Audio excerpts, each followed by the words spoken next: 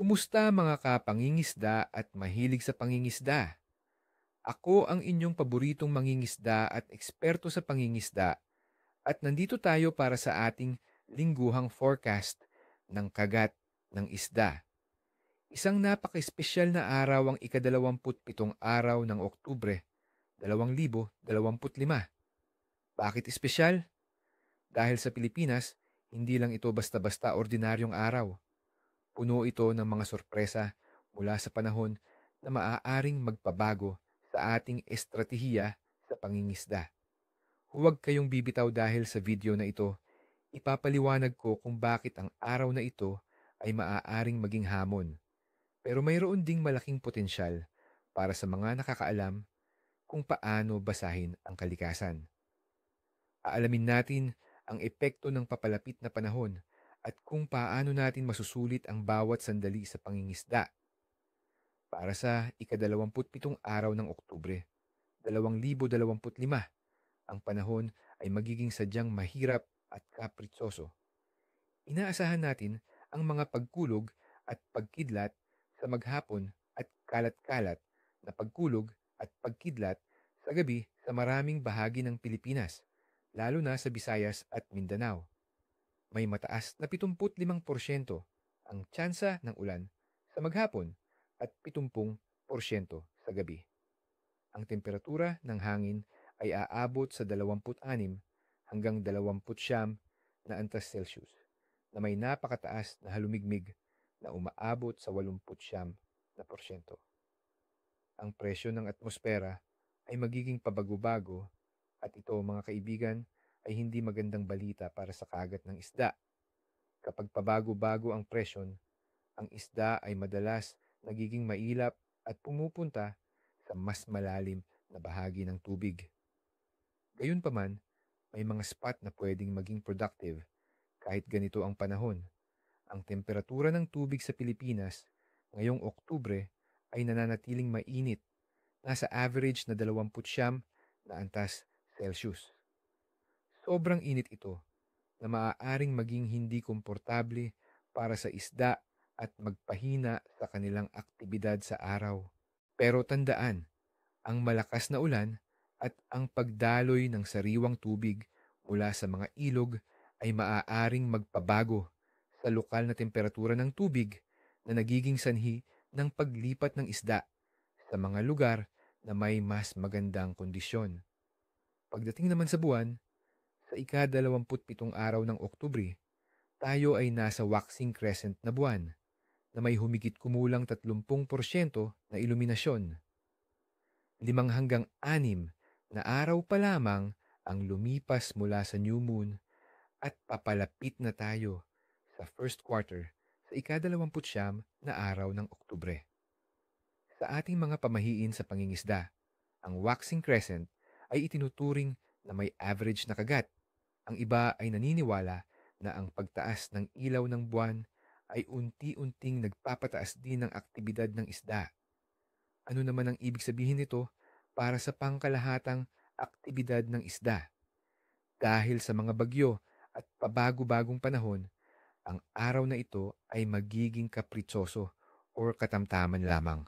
Hindi ito ang araw para umasa sa full-blown feeding frenzy, pero hindi rin ito zero kagat.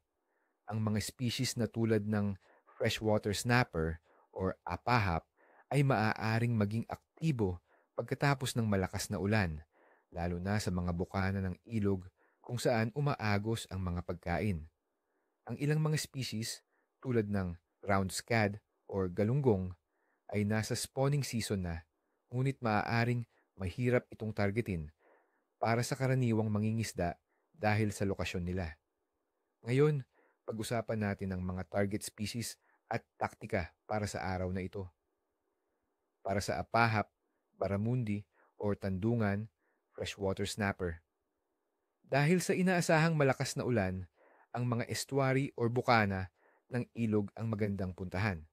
Ang apahap at tandungan ay kilalang nagiging aktibo pagkatapos ng ulan, hinahanap ang mga pagkain na inanod ng agos. Hanapin sila sa mga gilid ng ilog, sa likod ng mga rapids, o sa mga kurbada ng ilog kung saan nagtitipon ang mga pagkain, gamitin ng soft plastic lures na kahawig ng maliliit na isda o crankbaits na bumaba ng malalim. Kung gumagamit ng buhay na pain, ang hipon o maliliit na isda ay epektibo. Subukan ng pangingisda sa high tide habang bumababa ito. Para sa tilapia at hito, catfish. Sa mga freshwater na lugar tulad ng lawa at ilog, ang tilapia at hito ay madalas mas aktibo kapag may kaunting ulan at ang tubig ay nagiging mas murky.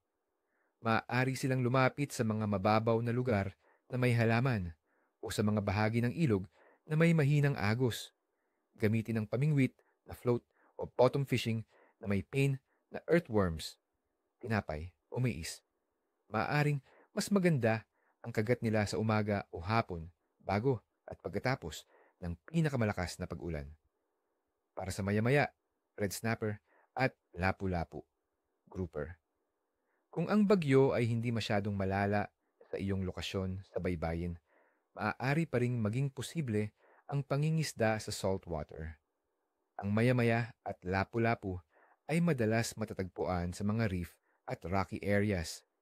Dahil sa init ng tubig, maaring mas malalim sila sa mga anino o sa mga structure tulad ng mga malalaking bato. Gamitin ang bottom fishing na may buhay na hipon or pusit o subukan ng jigging na may heavy jigs.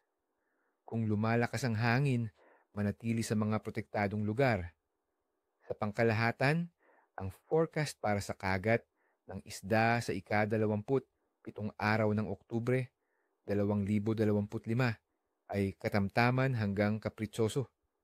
Ang dahilan ay ang malakas na pagkulog at pagkidlat, pabago-bagong presyon, at ang mainit na temperatura ng tubig. Ito ay magiging hamon, lalo na sa mga malalaking isda. Gayunpaman, may mga species na nagiging mas aktibo sa mga ganitong kondisyon, lalo na sa mga bukana ng ilog pagkatapos ng ulan. Kailangan lang nating maging handa at adaptable. Mga kaibigan, tandaan, walang umuuwing talunan ang mangingisda dahil ang bawat trip ay may aral. Sana ay makakuha kayo ng maraming huli. Walang buntot, walang kaliskis. Huwag kalimutang i-like ang video na ito, mag-subscribe sa channel at i-share sa inyong mga kaibigan. Anong plano ninyo para sa weekend? Anong mga huling nakuha ninyo kamakailan? Ibahagi sa comment section sa ibaba. Gusto kong marinig ang inyong mga kwento.